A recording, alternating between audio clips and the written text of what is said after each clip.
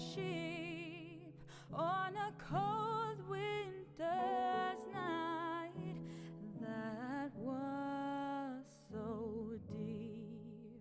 Noel, Noel, Noel, Noel. Born is the King of Israel. I made this morning. It's cabbage leaves with a mushroom stuffing. It's got pine nuts and mushrooms, and that's my homemade avocado dressing. It's so good.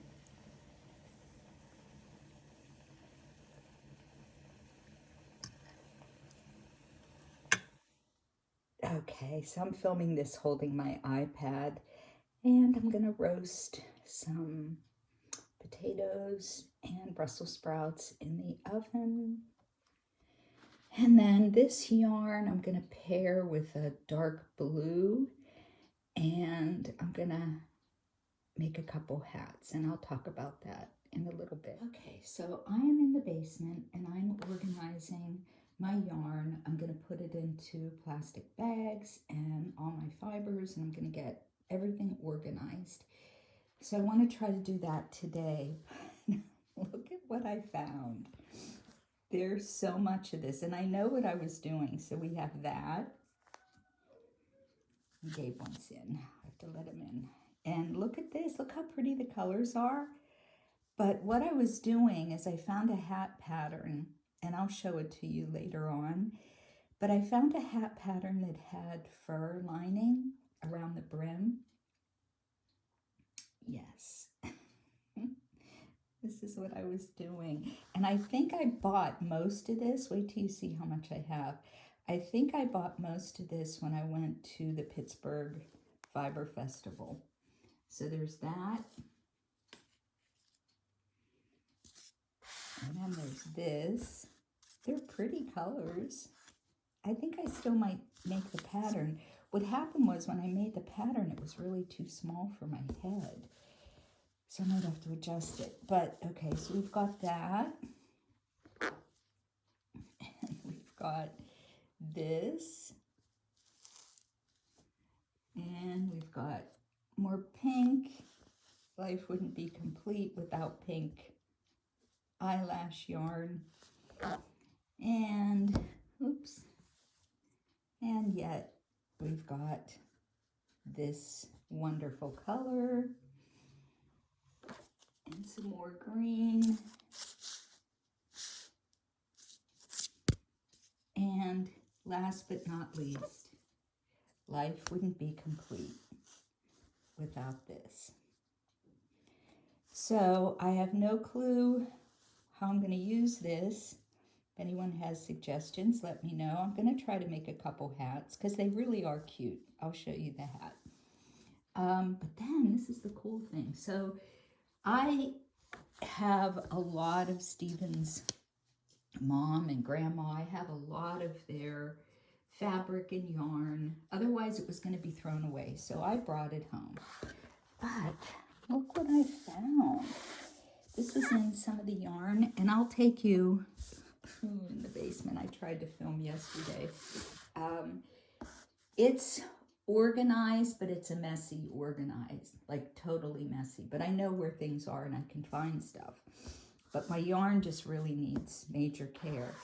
But this came from Wardell's Hams, sugar cured hams. And this was in Cedar Bluff, Virginia.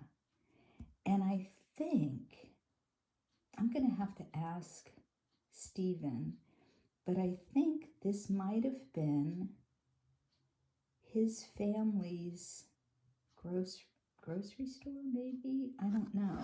But like, this is a handbag. I'll pick this up so you can see it better.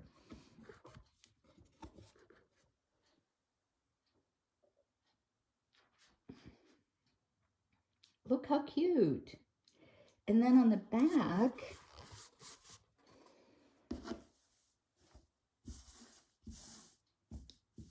it's all stained. But it says how to bake the hams. Isn't that cute? So I need to find out if this is part of Stephen's family's. They had like a little grocery store, but that was in West Virginia. So I don't know. But I just thought it was really cute. Okay, I'll go get the hat and show you that. Hat that. Hello friends, I'm back. Today is December 17th, 2022, and I am yet in another location. I am sitting in my family room right next to the fireplace, and it's about, I think it's got to be close to 5 or maybe even a little after 5. I'm drinking a cup of tea, and Sarah, if you remember this ginormous teacup, it's probably more of a soup bowl, but I needed tea. It has been very cold here today in southwestern Pennsylvania, and it has also been spitting snowflakes. Nothing laid, but it is cold enough for the snow. And it's just really been a nice day. I started off the morning by, I went to the post office and mailed some packages, and I have been just doing those odd jobs that you just don't always have time to do. I cleaned off a whole bunch of 5 or 6 of my beehive frames and got those scraped and cleaned. Did some laundry, just, all the stuff. So I got all that stuff done, and I'm getting ready to paint my bedroom. It really needs painted.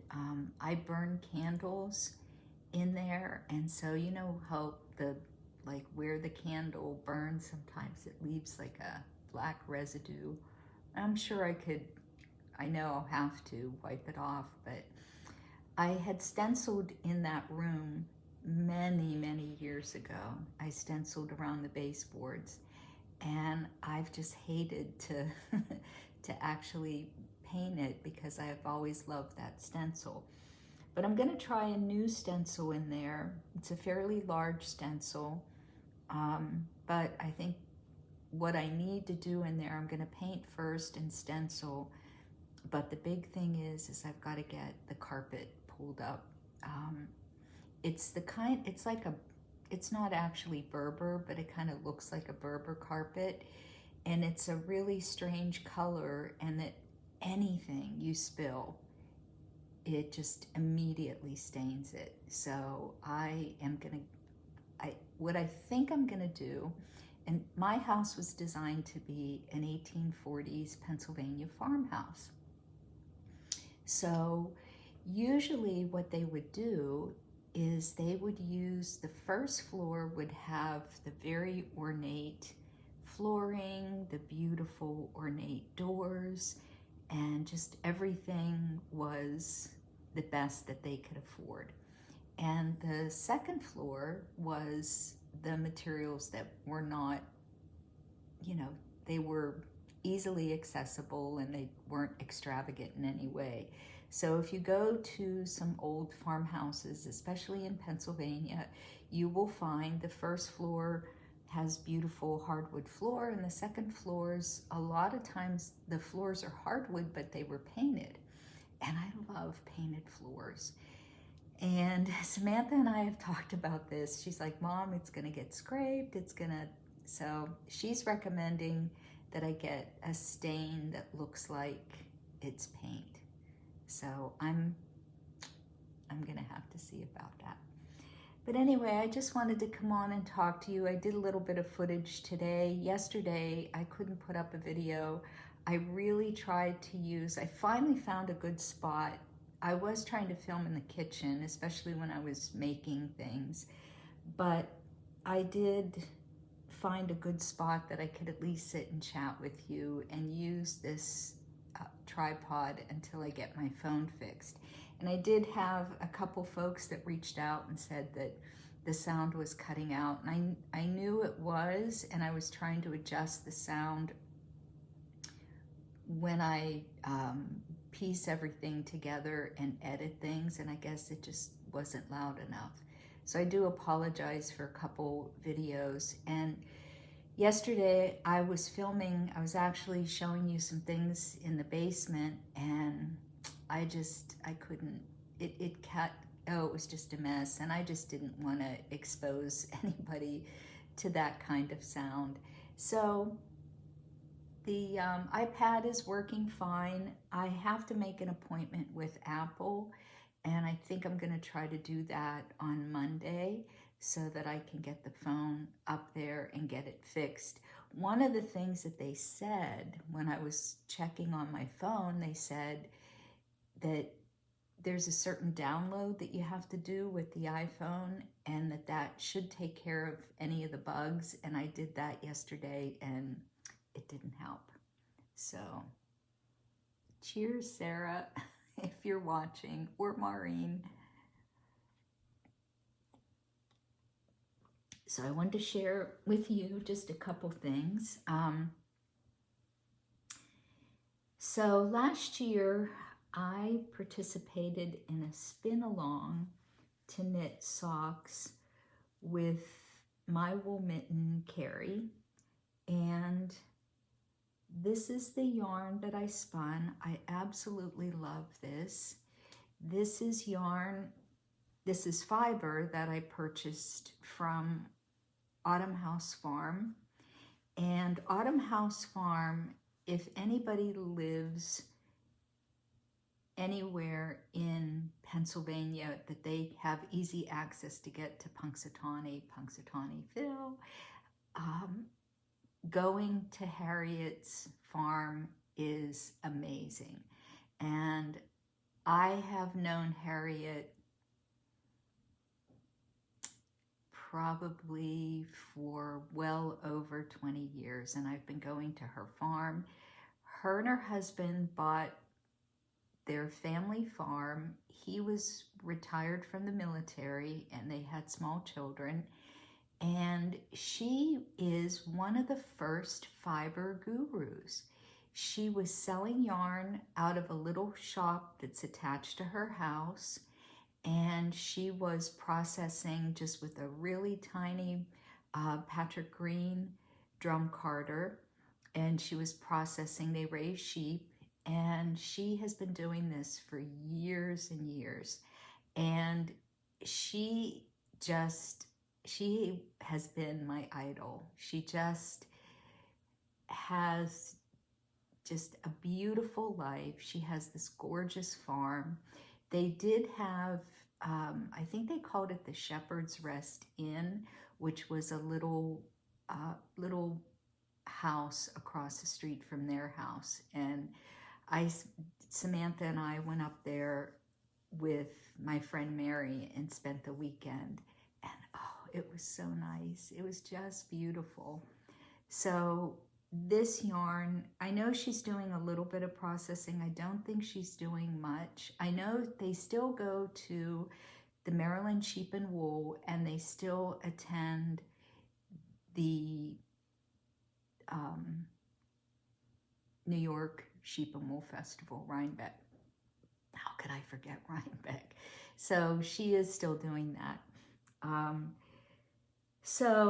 But I've just been looking at this yarn, and I really want to make my socks. I really want to get those on the needles. So I'm finishing up my mom's shawl. I think I can have that done by Christmas. If I really power through it, I think I can have that done. I wanted to show you, I did show you the one hat. This is the second finished hat. I have to tighten up the top part of this. But this is the second hat that I made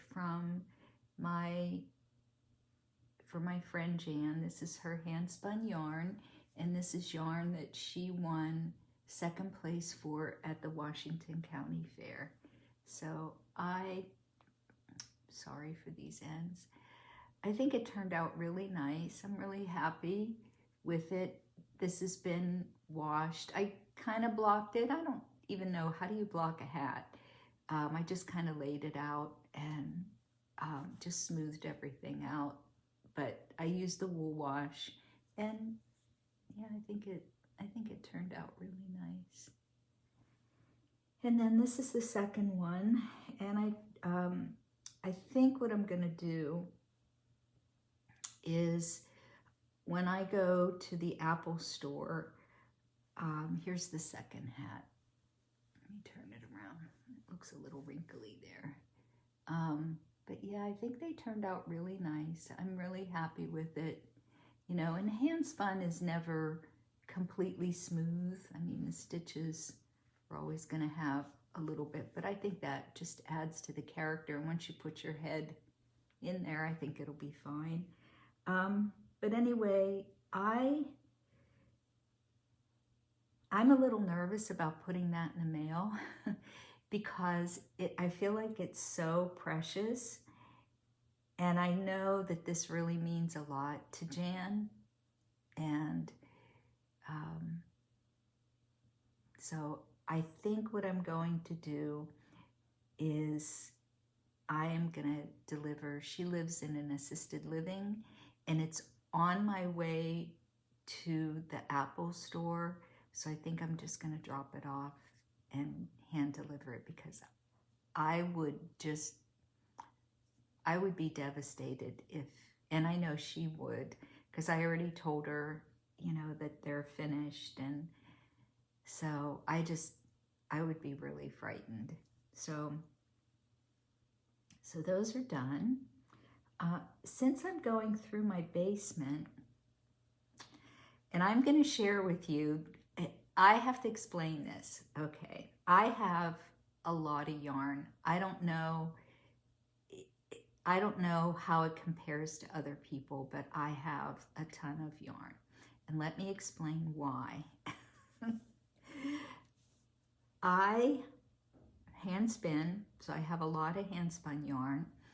I have been doing fiber arts since my daughter Jacqueline was maybe not quite 2. And so when I started, I'll tell you this story. When I started, we would vacation at a house up in Deep Creek Lake. Several summers we spent with family. And we went up there, and my mother-in-law and I went for a drive, and we found this little fabric place. It was fabric and yarn out in the middle of nowhere, like literally out in the middle of nowhere. And this is in Maryland, Deep Creek Lake, Maryland. And so we went in, and there was Lenora, who's absolutely charming. And she had these knitting machines set up in the back part of her shop. And I was like, oh, that's when Samantha and Jacqueline were little. And I'm like, oh, I can make them all kinds of really cute things. And I can, you know, and Lenora's like, it's not really that hard. And I'm like, okay. So I bought this little, I don't think I have it now. I know I don't have it now. Maybe I sold it or gave it away or something. But I was using that, and I called Lenora one day, and I was asking her questions about the machine, and she said, would you like to be a part of a production knitting group? And I was like, yes, I would love to do that. So to make a long story short, I worked with Lenora, and she was working with, it was like a co-op of people, and you made X number of garments from a pattern that they gave you. So the companies that we were sending the garments to were Esprit I don't even know, there were a couple different, and the one that we worked with, Esprit, they were calling it their E-collection, and it was their ecology collection. So I did that, and then I ended up buying a fine computerized knitting machine, and then a kind of like a bulky computerized knitting machine. So it went from the little plastic machine to kind of the top of the line home machines. And it was really fun. I learned very quickly how to use the machine. And then this group dissolved, and everybody kind of went off and started doing work for other people. So I was contacted by a woman who was a designer in Poughkeepsie, New York, and I worked for her. I did not like the patterns. The patterns weren't bad. They were really simple, and it was an A-frame, or an A-frame. It was just squares. Like, it was a tunic square with like squares for the sleeves, and then the skirt was the same thing with elastic in it. And the patterns weren't bad, but the yarn she was using was acrylic, and it was real plasticky. I did not like it. So I worked for her for a while, and then I went to New York City and applied for a position working for another production company, but this time they would send me the yarn, and I would design half of a sweater. So I would design the sweater, I would do the specs on the knitting machine, and send half the sweater back with the yarn and everything. But I did accumulate yarn from those experiences, plus my own yarn that I bought, plus my hand spun, plus once people knew that I was weaving and spinning and knitting, all of a sudden they're like, well, my aunt has all this fabric, and she's got all this yarn and all this stuff. Do you want it? And I'd be like, yeah, sure. So, and then Stephen's mom had, between his mom and his grandma and other family members, I have all that too. So it's not all me. Trust me, it's not. But I have a lot of yarn. So I'm going through it now, and I'm sorting it out, and I'm putting my hand spun together, acrylic yarn together, and like fuzzy mohair. I'm just putting everything in like little piles. And what I think I'm gonna do with the acrylic yarn is, and I have a lot of cotton, I think what I'm gonna do with the acrylic is I'm going to make hats and gloves and scarves and maybe some baby blankets, and I'm gonna take that to like the mission, our local mission, or some homeless shelters. I'm gonna make those and put those for those folks. Then the other things, there's a lot of things. There's a lot. So I'm just gonna go through it and see what all the stuff that I bought I want. I definitely will use that. But like, for example, I bought this. I started watching Grocery Girls when they first started, and what is it, Sweet Georgia, and I think this is called their grapefruit, or I'm not sure what the name of the color is. Grapefruit rings a bell in my head. But this was the first indie dyed yarn that I ever purchased. So last year, Kathie Jacks made, I think the hat was called the Manhattan, but look at those two colors together. So my intention was to make the Manhattan, and I think I'm gonna see how much yarn is here in these two. I have two 2 balls. But I think what I might do is I might do maybe a Helen Stewart something, which, by the way, this is the surprise party by Helen. And this is, the Toad Hollow. This is their kit. And I bought both the kits. So I have the next one ready to roll. It's even in a bag. So anyway, I think that's it for today. I'm gonna finish drinking my ginormous cup of tea, and I'm gonna put my fuzzy robe on. It's in the dryer right now. And I think I'm gonna build a fire. It's that cold, it's that time. So I hope you all are doing well. I hope everyone is enjoying a fire, family, baking cookies, all that fun stuff. And I will see you all tomorrow. Thank you so much for watching. And if you could please hit the subscribe button, I would really appreciate that. So I think I'm like 101 subscribers away from 1,000. And don't ask me why 1,000 means something to me, but anyway, if you could do that, I would really appreciate it. Or tell your friends, just come on and subscribe. I just need 100.